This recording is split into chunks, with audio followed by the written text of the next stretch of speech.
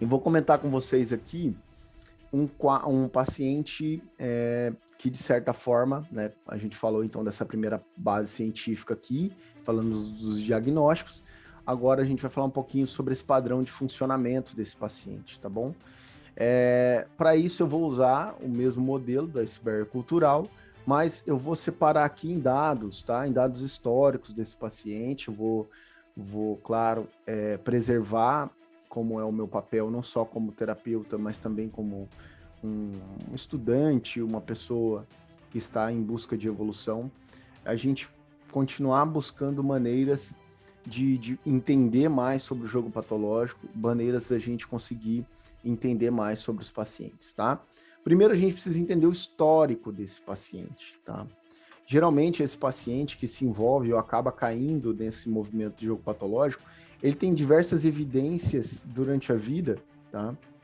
Evidências de frustrações, tá?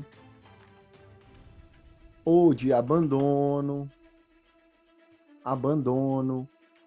de significado, de importância, comprometido, então danificados, tá?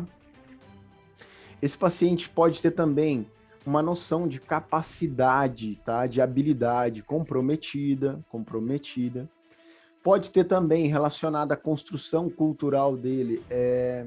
A gente sabe que, infelizmente, é uma realidade, não só no nosso país, mas como no mundo, de um modo geral, as pessoas não terem tanto acesso à informação, elas culturalmente, elas terem algumas limitações cognitivas, né? Então, limitações cognitivas de desenvolvimento. E aí vem cognitivas que também podem culminar, sim, podemos entender isso, pode culminar, em que esse paciente, talvez ele não se vê capaz, ele não se vê detentor de capacidade para que ele possa realmente ter um desenvolvimento social, financeiro, através dos seus esforços, através de estudo, através de habilidades que ele pode desenvolver, mesmo que ele venha de um padrão cultural com pouco acesso a tudo isso, né? Então a gente sabe, é uma realidade, é importante a gente frisar essas questões, tá? Mas primeiro agora, vamos pensar que esse paciente, então, ele tem uma crença central negativa, tá? Ele tem uma crença central. Essa crença, ela foi acionada aqui por diversas situações como essa, e ele tem uma crença de que eu não sou capaz, tá? Uma crença relacionada às suas habilidades, e vamos falar, então, possivelmente, como exemplo, de uma crença central de desamparo, tá? Tá dentro da classificação das 3 crenças lá, vocês têm isso dentro do curso. E aí, o que acontece? Quando esse paciente está enfrentando alguma situação, eu não sou capaz, ele está vivenciando alguma experiência de vida. Então, por exemplo, ele tem uma necessidade, um custo financeiro. O carro dele quebrou, alguma coisa aconteceu, e ele não tem ali, ele não se vê detentor de habilidades para poder entrar e mudar essa situação da vida por estratégias que ele acaba tendo em mãos, tá bom? Então, o que ele acaba fazendo? Acionando essa crença disfuncional através de um custo, né? Então, vamos supor de que ele acabou vivenciando ali uma situação, tá? Essa situação acionou a crença de eu não sou capaz, e aí ele ouviu falar, alguém contou para ele que existia agora um determinado aplicativo, uma determinada situação em que ele pudesse jogar. Então, o pensamento irei jogar para poder ganhar o dinheiro que preciso para resolver meu problema financeiro. Então, ele entende ali, vem um pensamento, porque ele está vivenciando uma situação. Como ele não se vê capaz, olha o acionamento da crença aqui que vocês têm que ter ciência, tá? Essa crença foi acionada, eu vou até colocar ela aqui dentro do mesmo quadradinho que a gente colocou da crença central, porque é para vocês entenderem que o pensamento do nosso paciente, ele vem alimentado não pela realidade, mas pela ideia de crença central que ele tem, tá? Então, a partir daí, então, ele tem uma emoção, e um comportamento, que aqui nós estamos falando sobre o jogar. Por que ele joga? Porque ele precisa de uma estratégia, tá? Que possa romper, tá? Com essa ideia de que ele não é capaz. Então, o jogo, ele vem aqui como uma estratégia para se afastar, tá? Se afastar dessa ideia de incapacidade. Pô, eu tô com uma dívida, o que eu faço? Preciso resolver isso.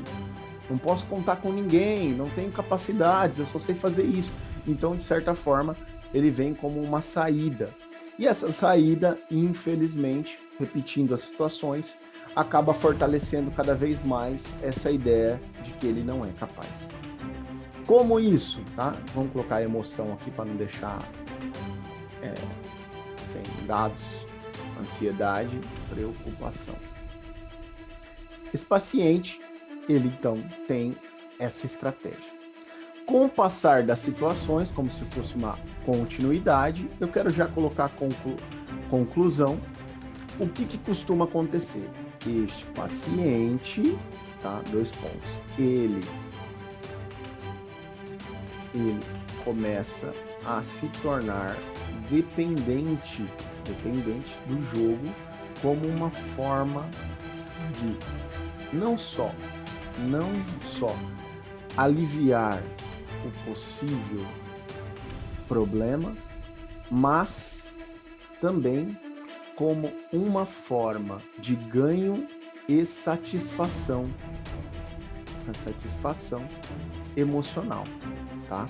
Porque o jogo, ele tem uma dinâmica, como eu disse para vocês, que faz com que ele ganha, daqui a pouco ele ganha de novo, daqui a pouco ele perde, aí ele tenta repor o dinheiro que ele perdeu, colocando mais dinheiro, pegando dinheiro emprestado. Aí daqui a pouco esse paciente, por exemplo, se ele atua no comércio e ele é um vendedor e ele tem o trabalho dele de vender, mas na verdade o cliente chega e incomoda ele.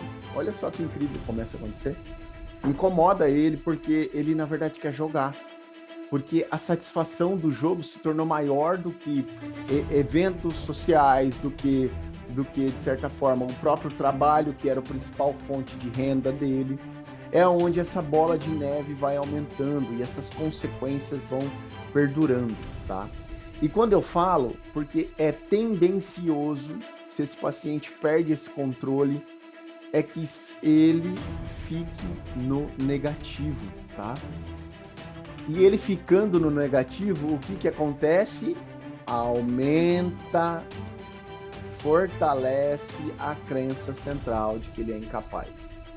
Imagina só, ele começou com um pequeno problema, que era o documento do carro que ele não conseguiu pagar, que foi a quebra do carro. Só que ele começou a jogar, começou a sentir prazer naquilo, começou a ganhar sim dinheiro, porque acaba ganhando, mas depois ele começa a perder e começa a tentar recuperar e ganha mais um pouco e tem satisfação, empresta dinheiro e vem uma recorrência de fatos que fazem com que ele se torne dependente cognitivamente, financeiramente e emocionalmente do jogo.